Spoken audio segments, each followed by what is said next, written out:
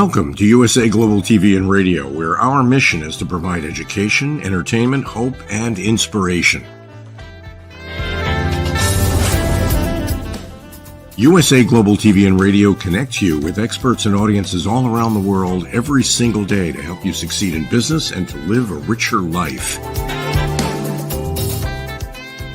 Visit us at usaglobaltv.com to learn about career and life-changing training and mentoring programs like the Listening Mentor.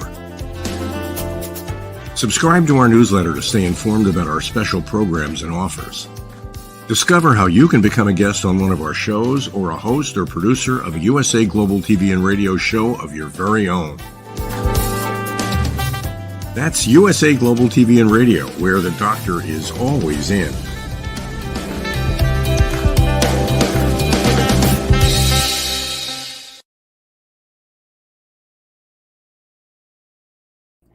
Good morning, good afternoon, good evening, and welcome home to USA Global TV and Radio. I'm Dr. Jacalyn Kerbeck, and our show today is Your Story, Your Grief, Your Journey. Our topic is grief versus mourning. Can you do one without the other? And we are so fortunate we have an expert in-house. He's actually the star of our show. His name is Doug Lawrence. Let's bring him out and find out how he's been doing. Hi, Doug. Nice to see you. Good morning. I had to think for a moment as what time of the day is this? But yeah, thank you for that. And hello to our listening and viewing audience around the world. And welcome to US Global Radio and TV and to our show today. And thank you so much for taking the time to be with us. And just as a little bit of an inside tip is that if you're unable to watch the show today, please go to our YouTube channel, the USA Global Radio and TV YouTube channel, and you'll be able to find the show there and get caught up on what's taking place or going to take place today. But just as importantly, on the shows that have already aired and that you didn't get the chance to listen to them live with us. So there's a little inside tip for you. Thanks so much for that, Doug. We appreciate it. So your work is really in helping other people, and you have been sharing your story here on our platform and other places as well. And many times it brings up memories, it brings up pain, and we have to walk through that. So you are an entrepreneur, you're the founder of TalentC, and you're an international certified mentor and an international best-selling author. How is it, Doug, that you've decided to share your story about losing your wife, knowing that it brings up so many things for you? You know, I think the most important thing was that me being able to experience that gave me sort of the inside track, or at least a better understanding of what others would be going through. And so then I was perhaps in a bit better of a position to be able to provide help to folks that are going through much the same sort of thing, and to, I guess, to be comfortable in sharing, what I'm experiencing. Thank you so much. And we were talking a little bit backstage about some things that are coming up, and we're going to dive into that a little bit because you've given me permission to talk to you and ask you questions about it. And before we go there, I'm just wondering, can you explain to us what is grief versus what is mourning? Yeah, the best way to describe it is mourning is the outward expression. So we're in the grieving process, and when it comes to, we don't share our emotions as much if we're just from the purest concept, I guess, is if I'm grieving, I may not be sharing my emotions as much as I possibly could. But, when I mourn, I go through periods where I need to talk, kind of like what we're doing today is, I need to be able to talk my way through that. And on top of that, I need to also be comfortable with, or know or understand that I'm going to be periods where I'll have to go through a bit of a crying period. I need to, what are some of the coping mechanisms? So is it writing, journaling? I'm writing another book, so that helps me. Well, sort of helps me, go through and figure out what that's all about. But it's all about the expression of your grief that you're going through. So we all experience grief in some way, shape, or form, but we have a tendency to keep that grief bottled up inside when in fact we need to mourn. And by mourning, that's the outward expression of that grief. So like I said, the actual emotional part of it. And if we don't do that, that can cause us more harm than good if we're not able to mourn in a proper concept or context, I guess. If we're not able to do that, that's actually doing more emotional, mentally, physically. It can cause or do harm to us as individuals. Wow, there's a lot there to sort of talk about. Something that comes up for me is when you think about talking about something, maybe you're already in the midst of doing something. So you have work to do, or you have family members, and yet there's something that you need to talk about, but there never seems to be the perfect time. And you're talking about grief, and you have all these other things that are going on. And you know that once you open that door, that it's going to require more work, but yet you still have other things that you have to do. So how do we manage all of that? Well, the most important thing is that you need to make sure that you take care of number one. And so by, sort of saying all this work related stuff and, other sort of things, I need to take care of those. Well, if you don't take care of yourself first, then you're going to have a real difficult time able to, to deal with all the other, the grief related, the mourning related things that you need to actually, which are a priority that you actually need to take care of. And I know, like for myself, it's making sure that's a priority, because I know what happens to me as a person. I shut down if I'm not able to express myself, or if I can't find that person that I need to talk to. I will shut down emotionally, mentally, physically, all of those things. I'll shut down and I kind of close myself off to the world, so to speak. And I should not do that, because I know that's dangerous, because, if I don't do the right things, like if I don't talk my way through something to sort of be able to say, okay, this is what, this is what I'm observing, and this is what I need to do to address that. If I don't do that, then I end up in this loop that I can't get out of. Thanks so much for your honesty and being candid about that. Doug, you shared something before we started the show, and I think it's something that typically happens to people, not just during grieving, but just in life, where we block things out. We put up this wall, and it's kind of like, that didn't happen. And then something triggers us to remember that it did happen, or we want to work on ourselves and we're forced to go back there. Why does that happen, that we block things out?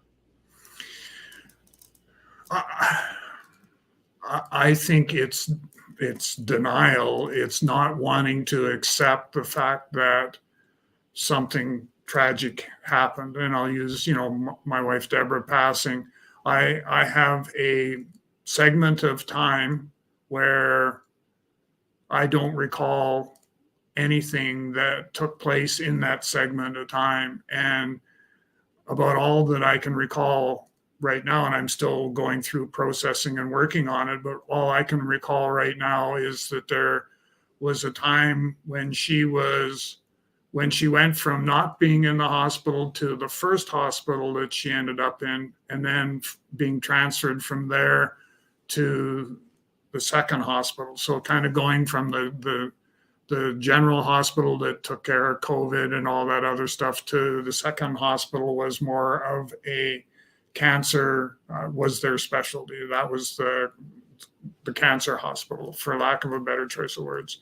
And so I've unbeknownst to me until I started reading this book, and it forced me to start to rethink things and kind of journal as I'm going through, and I'm reading the book, and then I'm pausing and I'm thinking about, okay, what does that mean to me, and whereabouts am I in my journey and stuff. And I was not able to recall a lot of it. In fact, even this morning I was thinking about, pre-show conversation, I was trying to unlock the door, unlock my subconscious to let that stuff out, because I know there's more to our story than what I've already told. And a large part of that is the fact that I blocked it out, and I blocked it out obviously because I keep telling myself that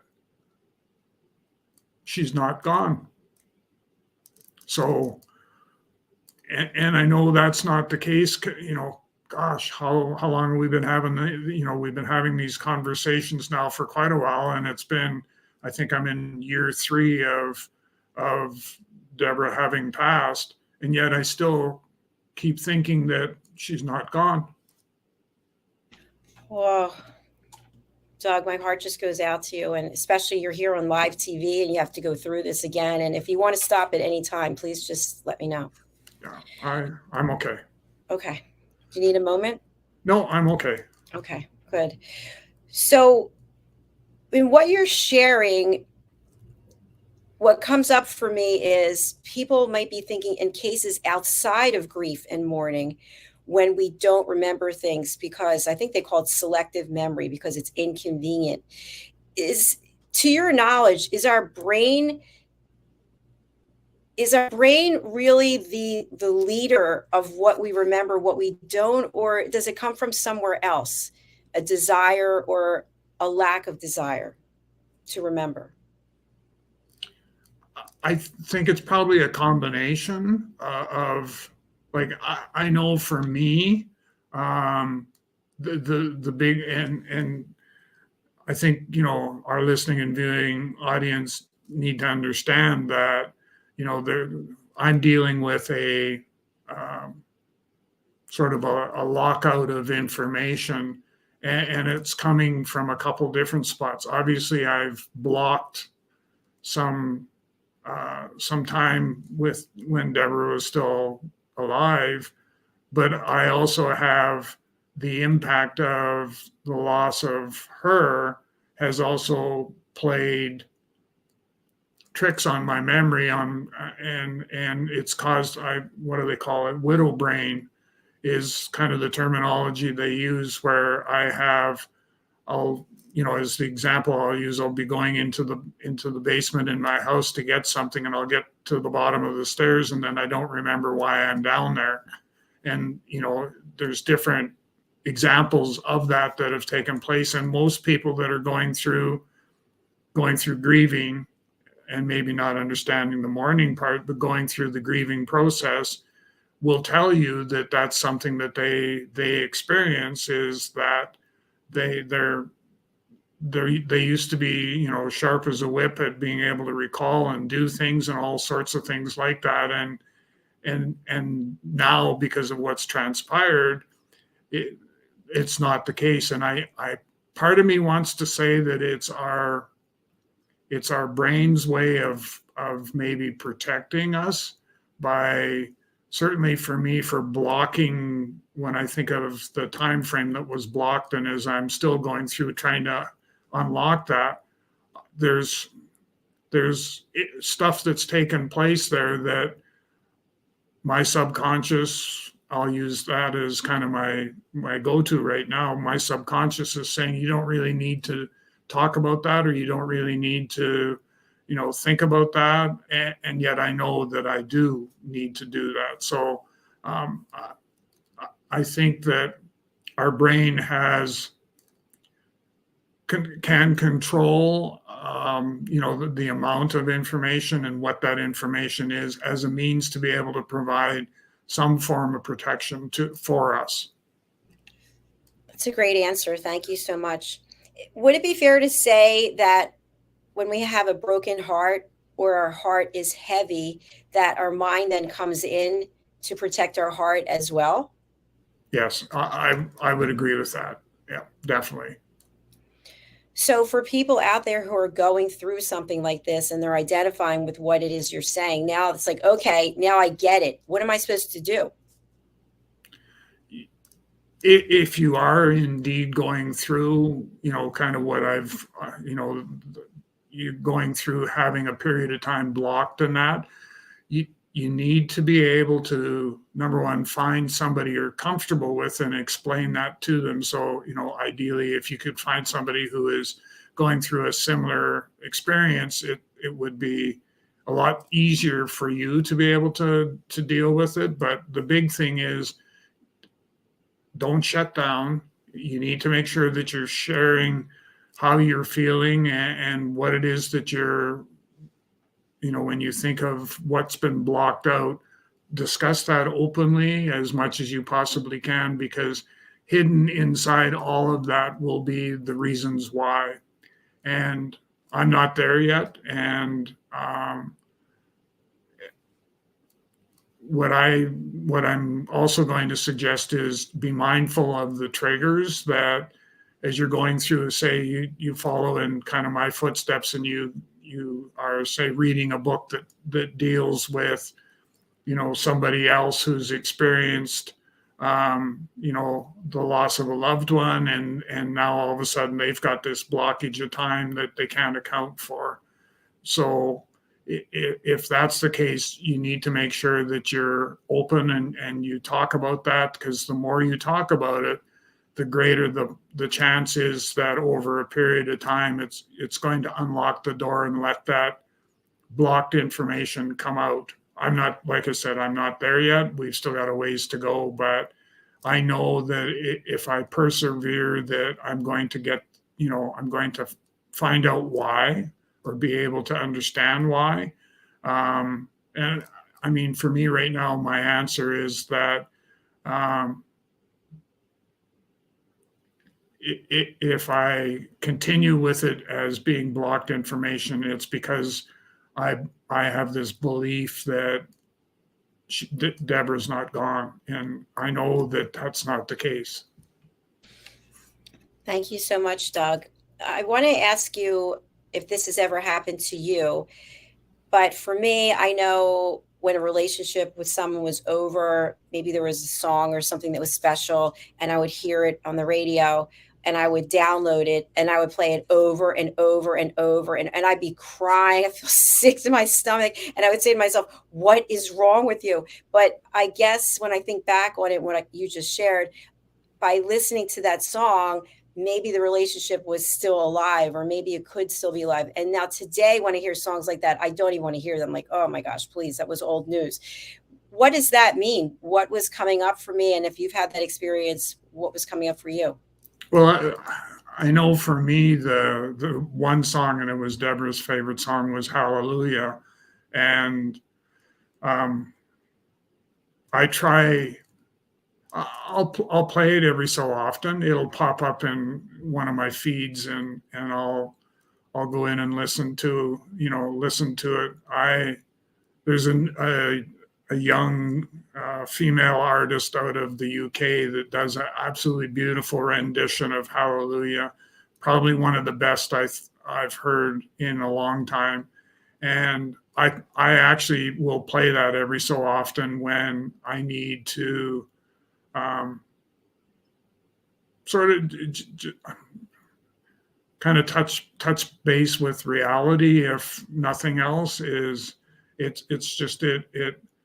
it helps me with not so much my grieving process, but the mourning process. So the outward expression, so it can act as a catalyst for me to maybe have a good cry. And usually I feel better after I do that. So,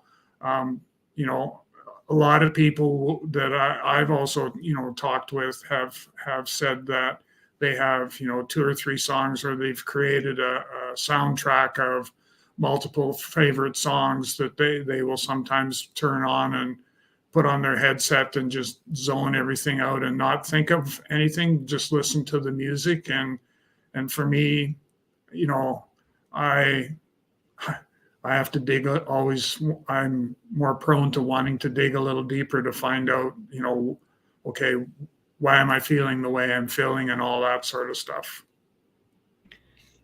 That makes a lot of sense. Thank you for answering that. Something else that comes to mind, and we're not talking about your situation, we're just talking in general so we can help people all over, is do you think as humans, there's some part of us that is an advocate for punishing ourselves for something that we didn't do or something that didn't come to fruition? And so in our subconscious, when we do have a loss, there's part of us that just continues to beat ourselves up as opposed to walking ourselves through the process. I don't. I agree to some extent with what what you're saying, and I don't know if it's so much beating ourselves up as it is sort of. And I'm going to take a shot at this, but how I would interpret it would be that it's not so much about beating myself up or anyone who's listening beating themselves up. It's more so about the idea or the aspect of I need to have that conversation, and it may not be a pleasant conversation because there are some things that I need to actually get out on the table. And so that's kind of the how I would view that. Yeah, it's kind of a tough one, isn't it? Because we don't want to think that we purposefully are torturing ourselves. But at the same time, like when I mentioned back about the songs, it's a decision we make about what we put into our head, right? What we read. And you're talking about this book. You could be reading another book and having a different experience, but yet you're drawn to this particular book. And even though things are coming up for you that are very painful, you have decided you're going to continue to persevere and read it. And, it's normally for me, reading books is a challenge. So this one is one of the ones that kind of comes to the top because I'm having a difficult time, and I'm trying to figure out why, but I'm having a difficult time in putting the book down. So I need to, to read, keep reading, not keep reading, but I need to read a section and then put it down for a bit and go and do something else, just because of the emotional tag that it plays on my heart and my emotional stability, for lack of a better choice of words. So it's I think, that certainly our listening and viewing audience, if you do have a book that you get a similar sort of thing, you need to let it help you help guide you to where you need to go so that you're, number one, able to grieve, but number two, more importantly, be able to express your grief through mourning. And that's the most, that's what I hope you'll take away from any book that you get, is there are the two. There's grief and there's mourning, and mourning is how, that's the emotional part of the grieving process, and we need to do both. Thank you, Doug. And while someone's going through this, whether it's the actual loss of someone or career or whatever the case may be, where and what role does joy or comedy or humor play? Is that taboo while you're going through this process? No, I don't think so. I think that if comedy, humor, if that's something that you're good with and okay with, then I think by all means, you need to interject that where possible, to be able to use that as a coping mechanism. So definitely need to, to have that. But if it's something that you're not that great at, then you need to figure out something else that's going to work for you. Would you say that there's some kind of unwritten formula about what you're absorbing, what you're reading, what you're hearing in terms of uplifting or maybe more functional to help you learn and see what's coming up for you and get through the process? So in other words, would you say, okay, you need to have some kind of levity in your life. At the same time, you have to have some realistic aspect of it so that you can find out if you're blocking anything. You can actually do the work that needs to be done so you can heal. Well, there is work that needs to be done for sure. You know, especially to, as I'm finding out, my ability to unlock things is not as strong as what I thought it would be. And so as a result of that, I have to work a bit harder at being able to get myself to a place where I can unlock some of those memories and perhaps better understand why I blocked them in the first place. Because then that's something that I can share with other people who are going through a similar, you know, experience and saying, and having all those questions that I've had, I now, you know, I'm getting there. I'm working on figuring out what the answers are. And then I'm going to be able to share that with those that are in a similar situation. Thanks, Doug. You mentioned about that you had blocked it, and you alluded to this earlier. So what I would like to have you discuss is, I know for myself, there's a number of things that I blocked throughout my life that I didn't even realize, but I have a conversation with somebody and they're saying, oh yeah, I'm thinking, wow, I don't remember that at all. And even when I force myself to go back there, I still don't remember it. So the words that you said that you blocked it, does that mean that we make a conscious decision? We were talking about the heart and the brain. And if we make that conscious decision that, okay, that period of time was just too painful, I don't want to go back there. How long after the situation happens do we make that decision? Is it immediate? Like, oh, this was horrible, I'm not going to remember this, or I'm going to, you know, block this out. What are your thoughts? I think what will drive that, number one, is that if nobody else brings up things that had occurred during that time period, I've blocked some of this for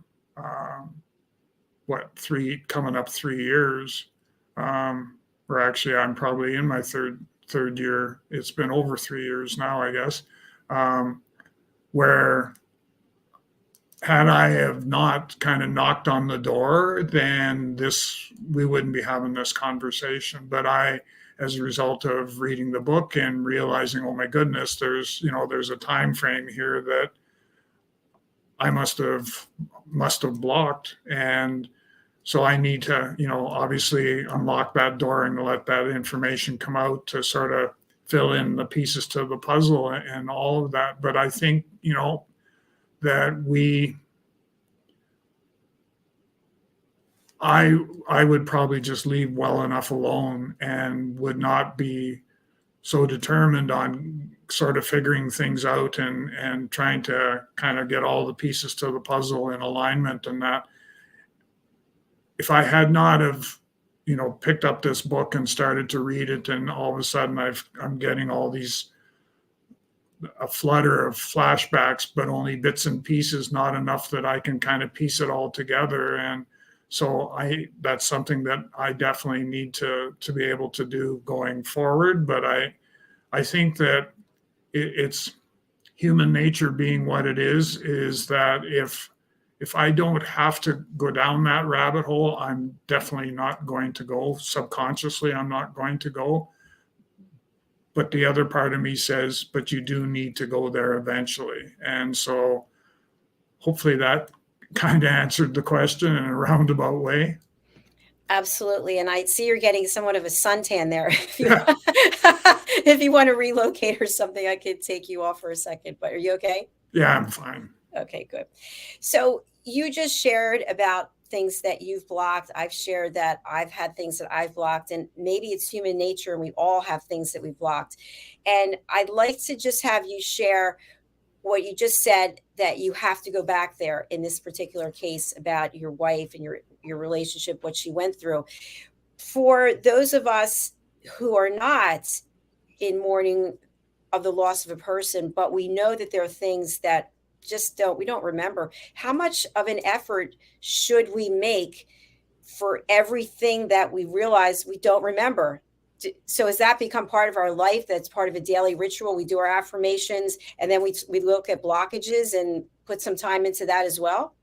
Well, the short answer is yes, because we need to think about what impact do those blockages actually have on us as individuals. And so for me, if I use myself as the example, the idea is that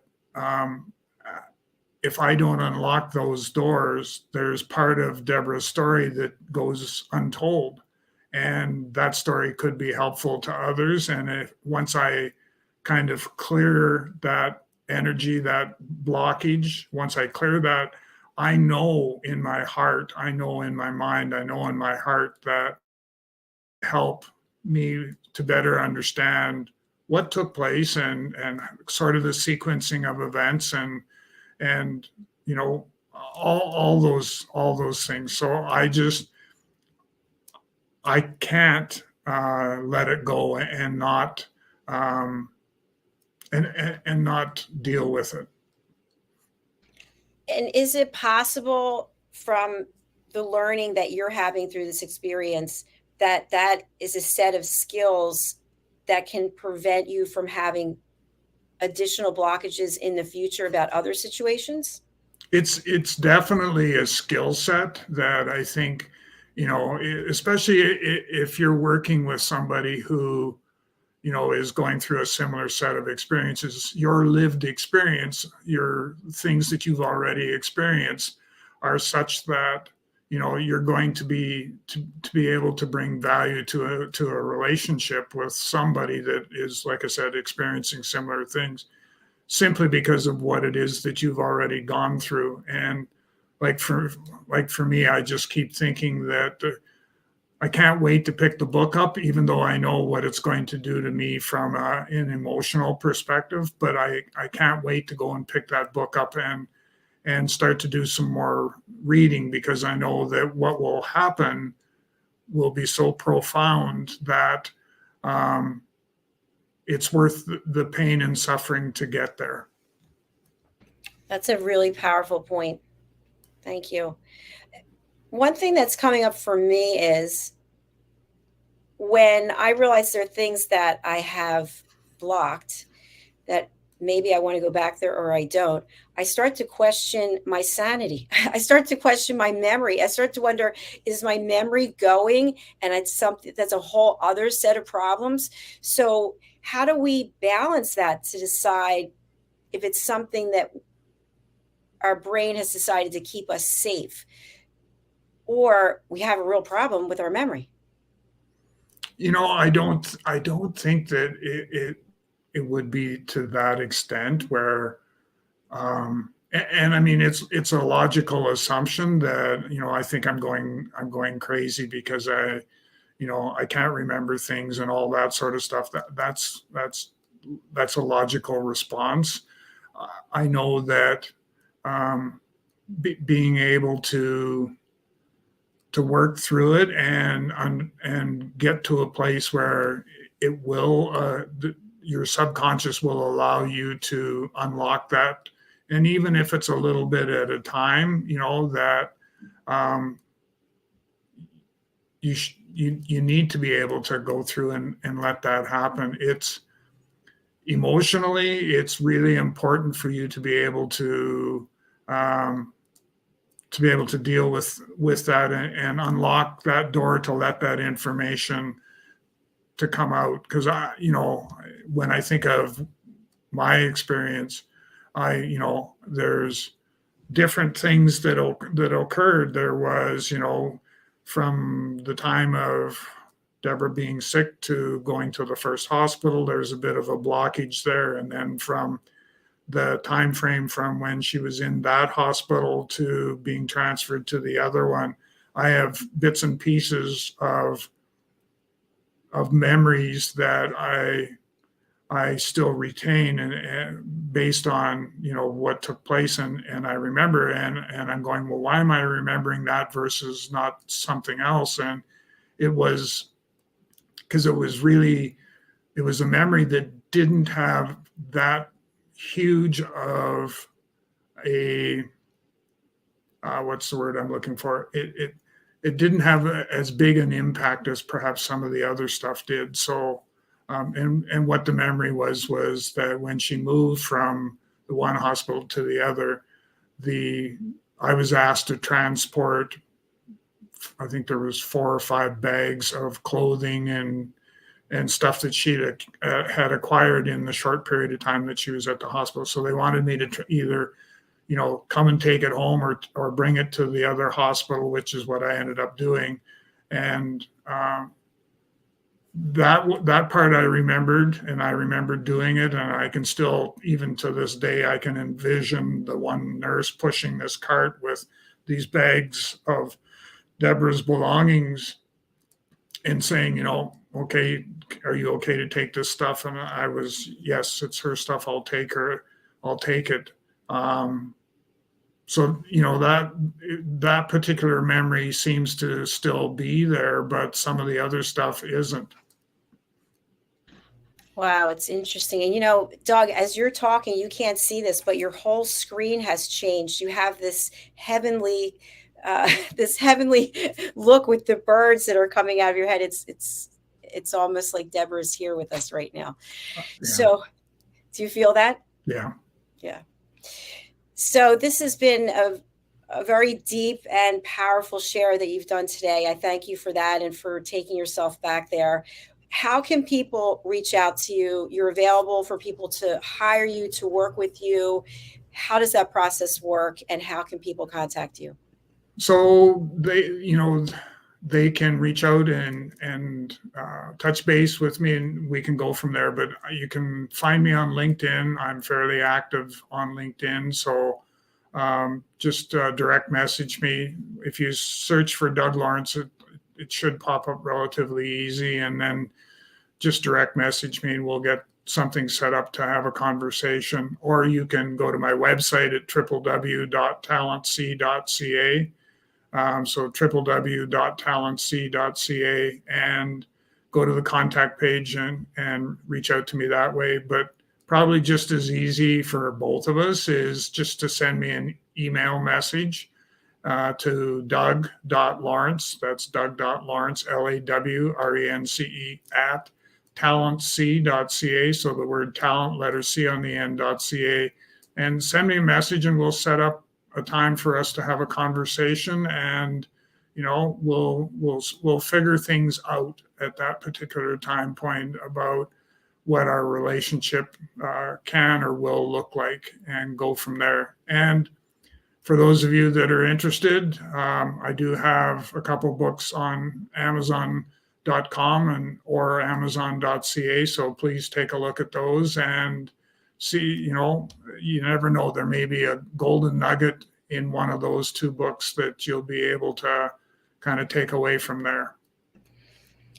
Absolutely. Thank you so much, Doug. And thank you for everyone who's watching. Please do reach out to Doug. His time is very valuable. He's spending it here, sharing his story to inspire someone else to come forward and share theirs. We'll be right back with our next show, which is stories of hope, inspiration, and overcoming adversity. And hopefully the sun will dissipate over you. All right. We'll be back soon. Thanks, everyone. Bye. Bye.